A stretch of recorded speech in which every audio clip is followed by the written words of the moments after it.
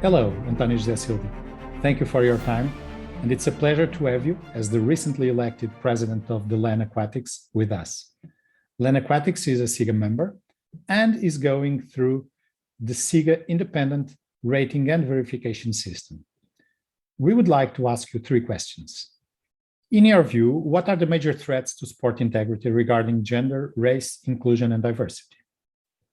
Sport has such an important place in people's lives because of the joy it fosters in participations and passionate fans. But sports only has meaning because of its strong values. And the most important of these is that it is built on the principle of fair play, respect for rules, and integrity. Sport is such a life-enhancing activity that the biggest threats related to legislation and actions that seek to exclude and threaten participation. At the moment, the issue of transgender participation in sport has become a burning topic because, on one hand, there is a desire to be inclusive and diverse, but encouraging participation, but on the other hand, is this participation at the risk of damaging, even destroying women's participation in sport, which is something that would be protected? With regards to race, inclusion, and diversity, I believe that while sport has been at the forefront of positive change in the sense of permitting a meritocracy for athletes, regardless of sex, race, or religion, we must now focus on working hard to make sure that our sports leaders, those who coach or manage teams or run national and international federations, reflect the diverse world we live in. Finally, I would say also that we must be very wavy, or those who wish to use sport as a way to sports wash or to score nationalistic points.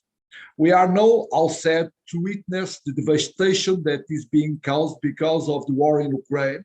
And unfortunately, our sporting bodies, including athletes, are used as pawns to promote behaviors that is completely unacceptable. Sports needs to bring people together and stand for peace, which is why there is been such a widespread condemnation of the Ukrainian invasion and an unprecedented show of unity from sports body to support our colleagues in Ukraine and in these terrible times. How can athlete activism inspire fans, clubs, and sponsors to act against all kinds of discrimination? As the newly elected president of LEN, one of my goals is to work very closely with our athletes and to make sure that they are able to fully engage with values of European aquatics. Quite rightly, the most appealing and attractive advocates for sports are the athletes, not the politicians. So I strongly believe that we need to encourage athletes to speak out against discriminations, since their message will cut through and have a big impact, especially amongst young fans and sports lovers. Athletes are seen as heroes, so can be a tremendous force for changing and need to be integrated into activities that all members of the community should be proud to present, rather than be left in isolation. As mentioned before, LEN Aquatics is going through surge on good governance in sport. António José Silva, how can SIGA universal standards and SERVs be the silver bullet to tackle discrimination and abuse in sport? There have been many examples recently of breaches to acceptable standards of integrity in sport, and these occur at all levels of globally.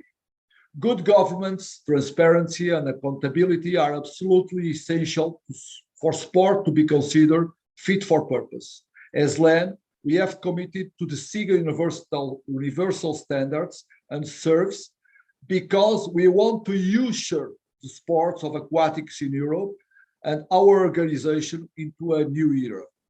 We are happy to implement the SIGA universal standards and have agreed to be submitted to SIGA's independent rating and certification system. The era of sports marking its own homework. When it comes to governance and ethics, it's now over.